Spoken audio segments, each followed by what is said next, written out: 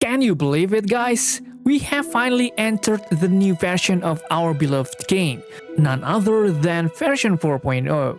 Now here's the interesting part. In this latest version, we are getting a massive selection of banners, which is triple rerun banners in each phase. So in total, we are getting 8 characters, with 1 new character and 3 rerun characters in each phase. In phase 1, we have Yaoguang, Evernight, Hysilens, and also Black Swan. Meanwhile, in phase 2, we are getting Sparxie, Cerydra, Rappa, and also Sparkle. Absolutely insane, right?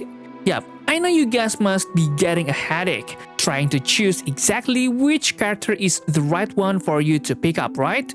So, no more talking, I'm Hoyostation and we are diving straight into the version 4.0 Gacha Recommendations. Let's do this. Do you have a character or weapon in the game that you really want but you don't have enough stellar jades? Here's a smarter way to recharge your favorite games like Genshin Impact and honkaistarrail. Look no further than Lootbar. Lootbar is the most reliable top-up platform. It saves up to 23% for all orders compared with the official channel, and it provides an 80% off for your first purchase. It's 100% safe as you will only be using your UID. We will buy pack for 3000 stellar jades for $42, which otherwise would have costed $50. Totally saving $7.5. We received the crystals we purchased in the less than 3 minutes. All recharges will be done through the official channel with miHoYo, which allows you to enjoy all top-up offers. Ready to level up your gaming experience? Check the link in the description to get the amazing discount. Alright, let's talk about the first and newest character dropping in 4.0, which is Yaoguang. This physical elation character is the absolute definition of a must-have support if you want to build an elation team in the new 4.0 update. Her skill boosts the whole team's elation, making your team's elation damage absolutely skyrocket. Plus, every time Yaoguang uses a basic attack or skill, she gives 3 punchlines, making it even easier to stack them up. What about her ultimate? Yaoguang's ultimate is insanely cool. Why? Because it instantly triggers AHA without waiting for a turn. On top of that, her ultimate grants an all-type resistant penetration buff to the entire team, making your damage even chunkier. Oh yeah, she also has a pretty sick trace for elation teams that burn through skill points, because every time Yaoguang triggers an elation skill, she recovers 1 skill point, which is obviously super useful for SP-hungry characters like Sparxie. So if you're still asking if she is worth it, the answer is a resounding super worth it. This character is desperately needed to elevate your elation team's performance. Even based on current rumors, Yaoguang is expected to be an amazing support when paired with EMC to support Indonesia. Even though I don't know exactly how her kit works yet, seeing that Yaoguang is a highly crucial support, I think she is a fantastic investment right now. So with a kit like this, I'm giving her a solid 9 out of 10. In other words, I highly recommend picking her up. Now let's move on to the first rerun, which is none other than Evernight. This Ice Remembrance character is incredibly flexible. She can be a main DPS or a sub DPS depending on your team composition. One of Evernight's core strengths is her very interesting skill, called They Gently Slips. The skill buffs the critical damage of all team memo sprites by 24% of Evernight's own critical damage. So with this skill, all your memo sprites will hit way harder, especially the high damage ones like Hysilens and Gacha. But wait, there's more. Evernight's trace called Kindle the Morn Drop the Brain pushes the critical damage given to Remembrance characters even higher. If you run a full Remembrance team, you will get a massive 65 critical damage boost to all allies, meaning your damage output will jump significantly. Besides that, if you look at Evernight's usage rate data, she is highly utilized in the endgame, guys. She sits at 44% in MOC, 53% in Pure Fiction, 49% in Apocalyptic Shadow, and 54% in Anomaly Arbitration. Yeah, you can definitely say she's still a meta character used everywhere. So, is she worth pulling in 4.0? Honestly, this character is extremely good. Unfortunately, she is only really worth it if you actively want to build a remembrance team and need extra DPS for it. She can absolutely act as a sub DPS in a caster's team to make the damage output even stronger. But it's not strictly mandatory. So with her entire kit, I'm giving her a firm score of 8 out of 10. Next up, we gotta talk about Hysilens. Hysilens is a physical attribute character on the Nihility path, specializing in damage over time mechanics, very similar to Kafka and Black Swan. One of Hysilens' best kit features is her ultimate, guys, which creates a zone that debuffs enemies.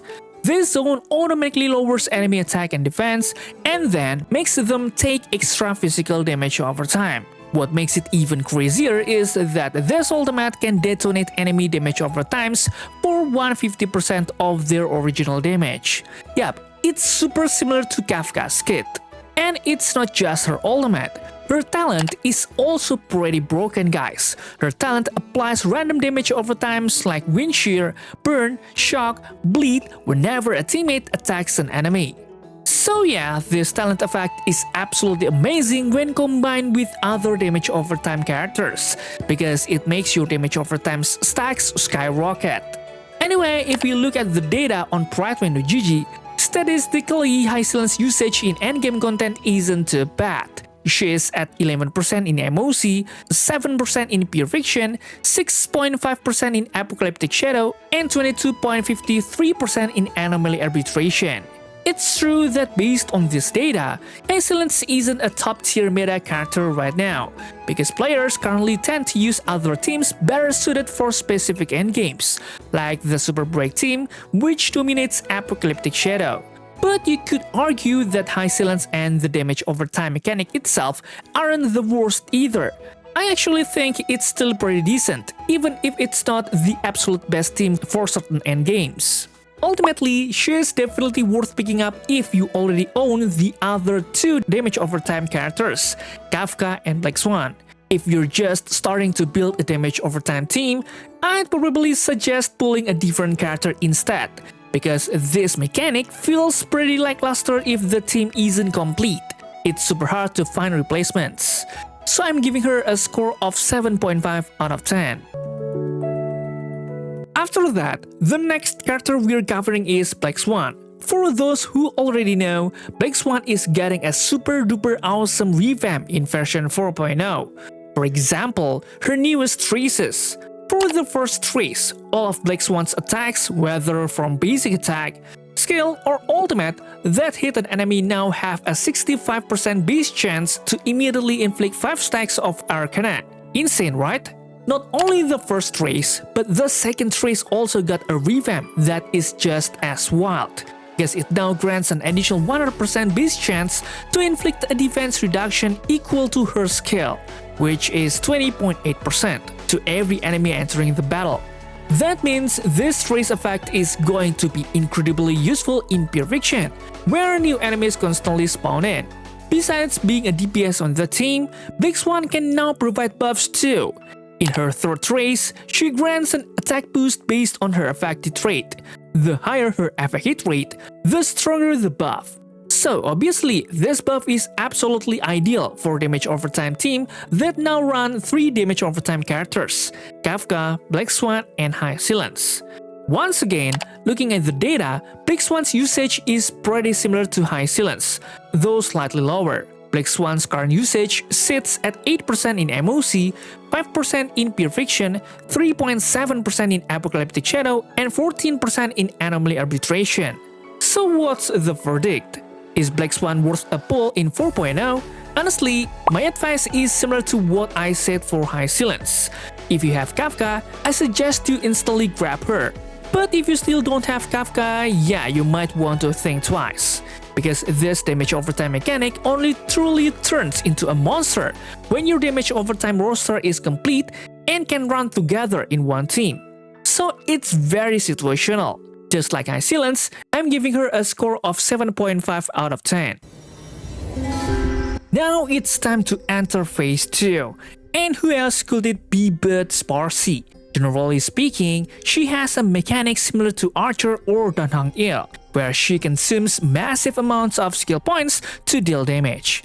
But uniquely, Sparxie's skill point consumption is practically limitless, allowing her to unleash absolutely massive damage. We can see this in her skill, called Boom Sparxicle is Poppin'. This is an enhancement type skill that makes Sparxie do a live stream, enhancing her basic attack into Bloom, winner takes all, and triggers engagement farming one time. We can trigger this engagement farming multiple times as long as we have plenty of skill points. And every time we trigger engagement farming, we are relying on luck, because we can either get 2 punchlines plus 2 skill points, or just 1 punchline. So yeah, her kit is honestly super inconsistent and relies heavily on RNG. If you're lucky, your damage is going to be super high. Just like her gacha heavy skill, her elation skill is also incredibly random, because when her elation skill triggers, it deals 50% fire elation damage to all enemies, then deals 20 hits of 25% fire elation damage to one random enemy. That means it's a bit tough to target specific enemies using this skill, guys. But because the damage output is so huge, it totally makes up for it.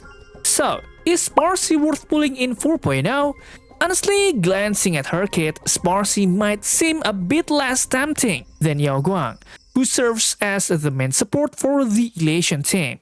But you gotta know that Sparxie is a DPS whose advantage is generating punchlines incredibly easily if you have a ton of skill points, and for that, you need Sparkle to back up her kit.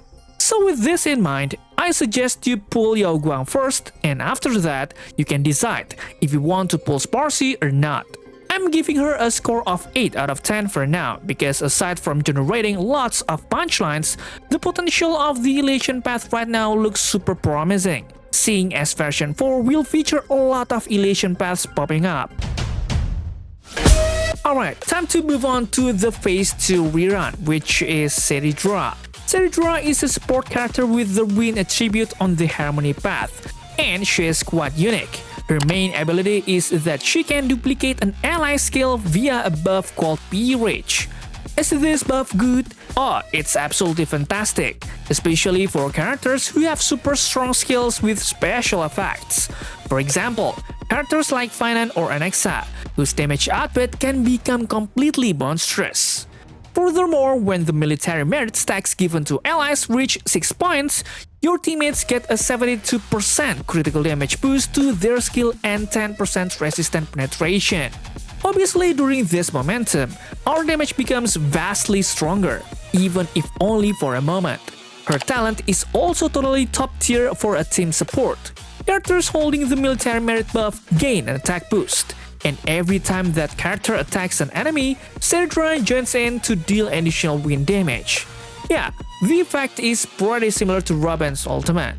Again, looking at the data provided by Pride20GG, Cerydra's endgame usage is quite high, guys. 18% in MOC, 16% in Pure Fiction, 18% in Apocalyptic Shadow, and 26% in Anomaly Arbitration. Pretty high, right? You could say she's a popular character because Cerydra is a crucial support for Finan and Alexa right now, both of whom are amazing meta DPS units. So, is this character worth pulling? The answer is, it depends. Do you currently own Finan or Alexa? Then she is an absolutely must pull. She can boost Finan's performance by up to 20%, so it makes a huge impact. Unfortunately, this P-Rage buff is all about momentum, so you need to be smart about using the skill at the perfect time. Moving on from Cerydra, we jump to the character next to her, which is Rappa.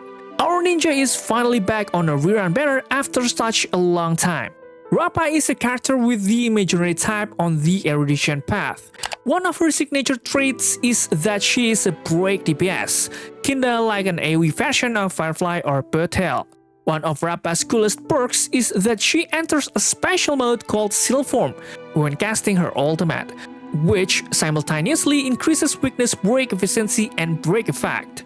Now in this mode, Rappa attacks with her signature move called Ninggu Demon Bane Petal Blade, which hits 5 enemies at once and breaks toughness bars regardless of their element. Honestly, this is super cool because Rappa is great against enemies of any element. On top of that, she has a pretty sweet trace, guys, because every time an elite enemy gets weakness broken, Rappa gains 1 charge and 10 extra energy, making it obviously way easier for her to trigger her ultimate again. But unfortunately, Rappa's current usage is really lagging behind. She is at 1.32% in MOC, 2.95% in Pure Fiction, 3.99% in Apocalyptic Shadow, and 4.8% in Anomaly Arbitration. So does she deserve a pull in 4.0? I'm gonna be honest with you guys, Rappa's performance in the current update is struggling quite a bit. Her performance has fallen behind the current meta, like Finance and Gas Race. And then Break Team is also heavily dominated by Firefly right now rather than Rappa, because unfortunately, the Dahlia can only be maximized by Firefly users. So I'm giving Rappa a score of 6 for now, as she just isn't worth pulling at the moment. Last but not least, our little powerhouse who just got a massive buff, Sparkle. For those of you familiar with Sparkle, you could definitely say she's Archer's best friend, and of course, Sparxie's too. Because in her revamped version, her ult grants 6 skill points instantly. It's obviously going to be the perfect meal for characters who are absolutely gluttons for SP, like Sparxie and Archer. Not only that, but in the latest version, Sparkle's trace called Nocturne also received a ton of changes. She no longer requires the specific condition of being paired with quantum characters to provide an attack boost. So now she can be paired with literally anyone and still give that extra 45% attack boost. Absolutely insane, right? Aside from giving better buffs, she is now incredibly SP efficient. In her second trace, if a character consumes 3 or more skill points in a single turn, Sparkle won't consume a skill point in the next time she uses her skill. Now, since Sparkle is obviously going to be paired with characters who are extremely greedy with SP usage, this effect is going to be lit up constantly, and she won't even need SP anymore to use her skill. How cool is that? Honestly, Sparkle is extremely worth it to have in version 4. Even though her usage rate dipped in the previous version, she's definitely going to be shoot back up because of Sparxie, because she's the absolutely core support for Sparxie in 4.0. However, since we actually get to claim Sparkle for free in version 4.0, I really don't recommend pulling for her on the rerun banner again, because even at E0, her performance is already super solid, so I'll give her a score of 7 out of 10. Alright guys, that's probably it for today's. What do you think? Are you planning to pull for these characters in version 4.0? Leave any comments down below and don't forget to check out my other videos because they are no less cool. Thanks for watching, stay safe, stay healthy, and see you in the next video.